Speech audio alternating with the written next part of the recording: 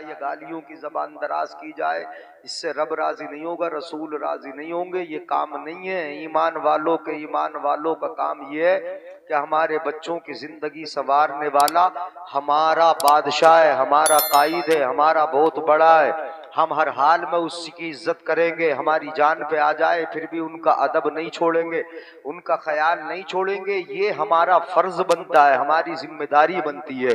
हमारे बच्चों की चूंकि जिंदगी संवार रहे हैं, इन बच्चों जो दूसरी जगह पे पढ़ने वाले बच्चे, उन्हें ये भी पता नहीं कि अपने बाप से गुफ्तगू कैसे की जाती है, ये हमारा कुरान सिखाता है।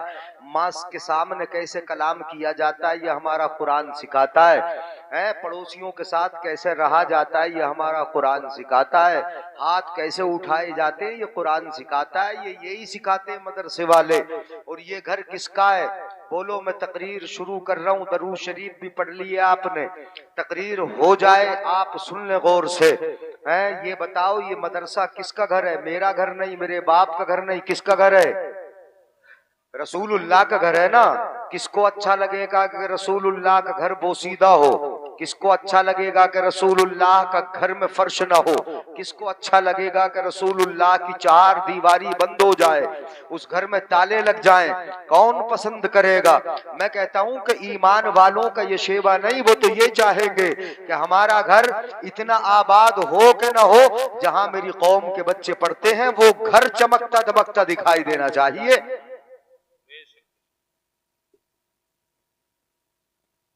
शिफ्ट गाड़ी खड़ी है रास्ते में, यानी हमारे मेहमानों में से किसी की होगी और मरीज को लेके जा रहे हैं, रास्ते से थोड़ी हटा ले ताकि वो गाड़ी निकल जाए। शिफ्ट गाड़ी है, नंबर पता नहीं है क्या है, जिनकी भी हो वो भाई चले जाए और अपनी गाड़ी को साइड से कर ले। तवज्जो है। अब मैं तकरीर करूं, सुनेंगे ना? हाफिज कारी शाही साहब, ये भी उस्ताद है, बच्चों के उस्ताद है माशाल्लाह, और आप भी मौलाना अली अशरफ साहब माशाल्लाह, आप दोनों उस्ताद है माशाल्लाह, और मौलाना इकराम साहब, ये तीन उस्ताद है माशाल्लाह, तीन मुदर्रिस यहाँ रहे जी। और सदर साहब इधर बैठे, चौधरी साहब, सदर साहब माशाल्लाह। तो घर आप ही के खाना, घर बड़ा खूबसूरत है माशाल्लाह, है ना। मदरसे के फर्श घर के फर्श में बड़ा फर्क है। मजा आया माशाल्लाह, देख के घर देख के मजा आया। हमारे भाइयों के घर हैं, जब घर अच्छे होंगे तो रसूलुल्लाह का घर भी बहुत अच्छा, जैसे अपना घर है वैसे इसे भी सजाने की कोशिश की जाएगी इंशाअल्लाह। मदरसा चलेगा और यहाँ से बच्चे पढ़ेंगे, बस्ती के बच्चे भी पढ़ेंगे, बाहर के भी आके पढ़ेंगे। तुम्हारी बस्ती का नाम रोशन होगा यार, बस्ती का नाम रोशन होगा। कहाँ पढ़ के आए साहब? हम छपरना पढ़ के आए। कहाँ है? दलपतपुर के करीब है। कैसा गाँव है कि भाई तीन मुदर्रिस को रखे हुए, छोटा सा इदारा है, छोटा सा गाँव है, बड़ी मोहब्बत से रखते हैं। बदुल्लूम जसपुर का इदारा, हम जहाँ पढ़ते थे पूरी दुनिया में जसपुर का नाम है, भोजपुर का पूरी दुनिया में नाम है, मुबारकपुर का पूरी दुनिया में नाम है। कितने ऐसे के लोगों ने देखा नहीं होगा। छपरना अगरचे ये रोड के किनारे, मगर इतना मशहूर नहीं होगा जितना मशहूर तलबा से हो जाएगा। ये जहां जाएंगे, कितने पूरी इंडिया में घूमते हैं हम लोग, तो उलमा ये जब आलिम बन के घूमेंगे पूरी इंडिया में, तो वहां जाके बताएंगे कहां पढ़े थे? कि छपर्रा पढ़े थे। हिफ्ज कहां किया था? छपर्रा पढ़ा था। तो गांव का नाम रोशन होगा यार। गांव की बदनामी न होने दो, गांव को बदनाम न होने दो, यहाँ के मुसलमानों को बदनाम न होने दो, अपनी इज्जतों को बर्बाद न करो, तबाह न करो। आ जाओ अल्लाह की तरफ, रसूलुल्लाह की तरफ, उनके घरों की तरफ मिलजुल के एक होकर कह दो, समझ लो कि पार्टियां मदरसे के बाहर है, हमारा इख्तिलाफ मदरसे के बाहर है, झगड़े मदरसे के बाहर है। मदरसे में आके, मस्जिद में आके, अल्लाह के नाम पे, रसूलुल्लाह के नाम पे हम में कोई झगड़ा नहीं, कोई इख्तिलाफ नहीं, हम सब भाई हैं और रसूलुल्लाह के नाम पे हम सब एक हैं। झगड़े बाहर की चीज है, अंदर आके सब हम एक है, कोई इख्तिलाफ नहीं, कोई। बेशक बेशक, सुभान अल्लाह सुभान अल्लाह, बहुत अच्छे, बहुत अच्छा पैगाम है। वाह वाह वाह वाह,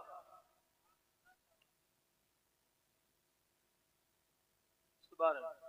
अच्छा माशाअल्लाह, कमेटी के अफराद हैं हमारे मुशाहिद भाई राशिद माशाल्लाह, अल्लाह ताला इनको सलामत रखे। मैं कमेटी को इसलिए दाद दे रहा हूँ कि ये मदरसा चलाए हुए हैं, मदरसा चल रहा, 4-4 बच्चे, बड़े बड़े इदारों से एक एक बच्चा निकल रहा है। 2-3 जगह दस्तार बंदी में ऐसी जगह प्रोग्राम है कि जहाँ से एक ही बच्चा फारिग हो रहा है। आपके तो छोटे से इदारे से 4-4 बच्चे फारिग हो रहे हैं। ये उस्ताजों की मेहनतें हैं, ये कमेटी की देखभाल है, इसका ख्याल रखना ये वो इल्म है। आओ मैं कुरान की रोशनी में बता दूं आपको, समझ में आ रहा है ना? तो थोड़ा सा सुस्त हो रहे हो, सुस्त हो रहे हो, सुभान अल्लाह बोले।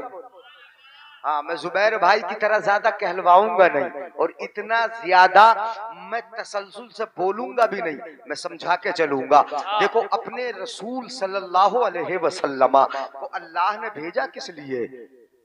किस लिए भेजा? तुम समझते हो कि मस्जिद पहले? मस्जिद पहले नहीं, मस्जिद पहले नहीं, खानकाह कोई मजार भी पहले नहीं, मस्जिद पहले नहीं, पहले मदरसा है। क्या है बोलो? सब बोलो जरा, पहले। अहमियत किसकी जरूरत है? अगर नमाज पढ़ना होगी तुम्हें घर भी पढ़ लोगे, हाँ घर भी पढ़ लोगे। मुसलमानों ने छुप छुप के नमाजें पढ़ी है मक्के की वादियों में, इस्लाम का। मगर जब मदीना शरीफ आए तो सबसे पहले मेरे आका ने सुफ़ा का चबूतरा मदरसा बनाया, इसलिए कि मदरसे में सिखाया जाता है कि नमाज कैसे पढ़ी जाती है, तब जाके मस्जिद में नमाज पढ़ी जाती है। मदरसे में ये सिखाया जाता है कि वुजू कैसे बनाया जाता है, तब मस्जिद में जाके वुजू बनाते हो। मदरसे में ये सिखाया जाता है कि बेटे हाथ तुम्हें कहां तक उठाना है, कहां तक तुम्हारे हाथ उठेंगे, तकबीर तहरीमा कैसे बंधेगी, ये मदरसे में सिखाया जाता है।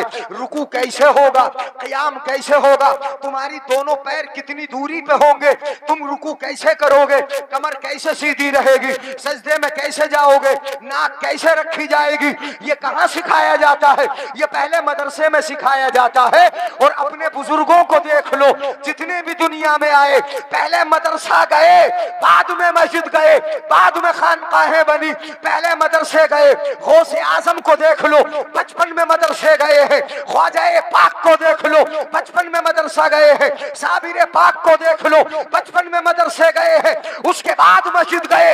और मस्जिद में जाके जब इबादत की, तब परवरदिगारे आलम ने किसी को मुहय्युद्दीन बना दिया, किसी को मुईनुद्दीन बना दिया, किसी को साबिर पाक अलाउद्दीन बना दिया। इतने बड़े बड़े उस वक्त बने जब उन्होंने पहले मदरसे में जाके पढ़ा। कहां पढ़ा है बोलो? मदरसे में जाके पढ़ा, तब इतने बड़े बड़े बने। इसलिए मदरसे की कितनी जरूरत है। और पढ़ाने के लिए रब ने तो अपने रसूल को भेजा है। काय के लिए भेजा? पढ़ाने भेजा है, सिखाने भेजा है, तुम्हारे उसूल देने के लिए तुम्हें भेजा है। रब इरशाद फरमाता है कि मेरा महबूब वो है कि जिसको मैंने भेजा। किस लिए भेजा? यतलू अलैहिम आयातिही।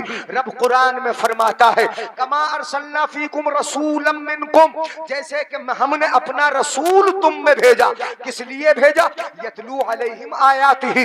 यहीं से सुन लेना, समझ में आए, सुभान अल्लाह बोलना। अल्लाह फरमाता है इसलिए अपने रसूल को भेजा कि मेरा रसूल इनको कुरान की आयतें पढ़ पढ़ के सुनाता है। बोलो, कुरान की आयतें पढ़ पढ़ के सुनाता है, सुनाता रहे। महबूब सुनाते हैं, पढ़ पढ़ के सुनाते हैं, सहाबा सुनते हैं। और कुरान सुनाना और है, मगर महबूब को तो कुरान सिखाने भेजा।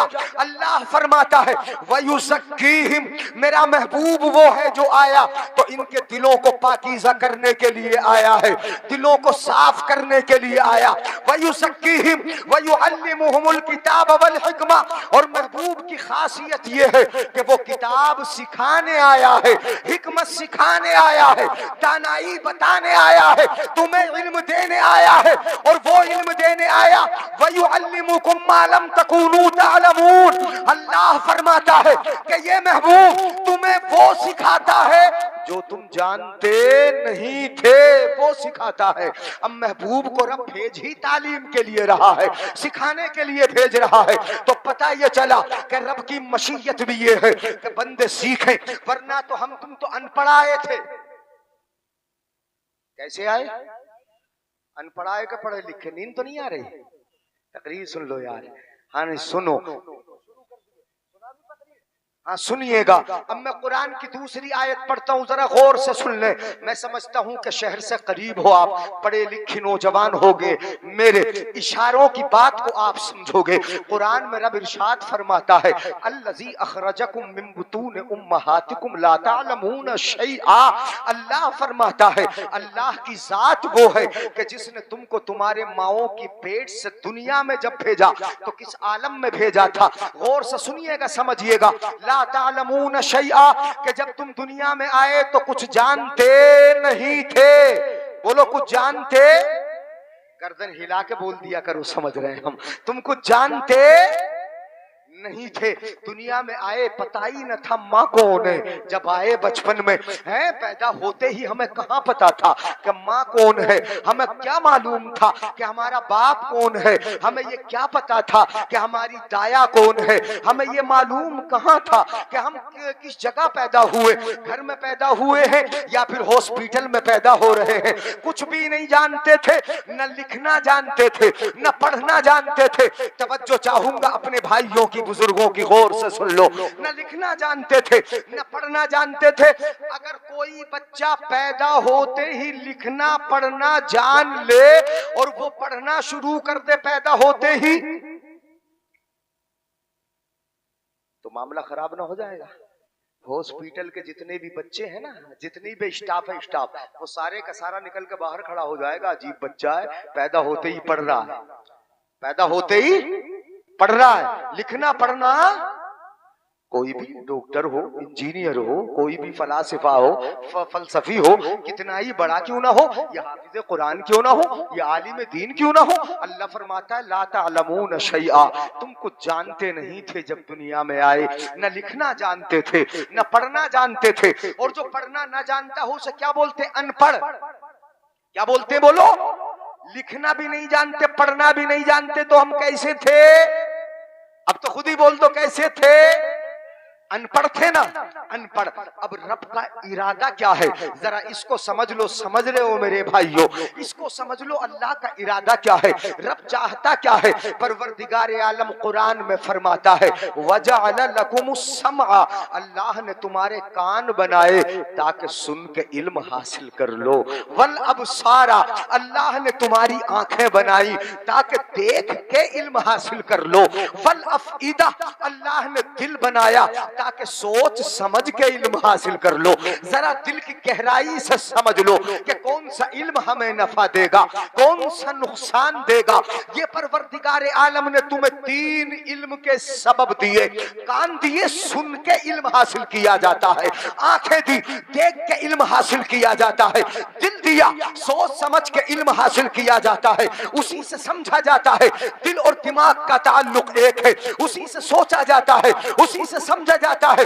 परवरदिगार आलम ने तुम्हें 3 असबाब दे दिए, इल्म हासिल कर लो। जब तुम्हें मालूम होगा, इल्म हासिल होगा कि रब का गजब क्या है, रब का कहर क्या है, रब का जलाल क्या है, रब की जन्नतें कैसी है, रब का इनाम कैसा है, रब का अजाब कैसा है, रब कितना बड़ा, ये कितना बड़ा सत्तार है, ये सब तुम्हें मालूम होगा। अल्लाह फरमाता है तुम्हें इल्म होगा तो तुम लअल्लकुम तशकुरून, अपने रब के शुक्रगुजार बंदे बन जाओ।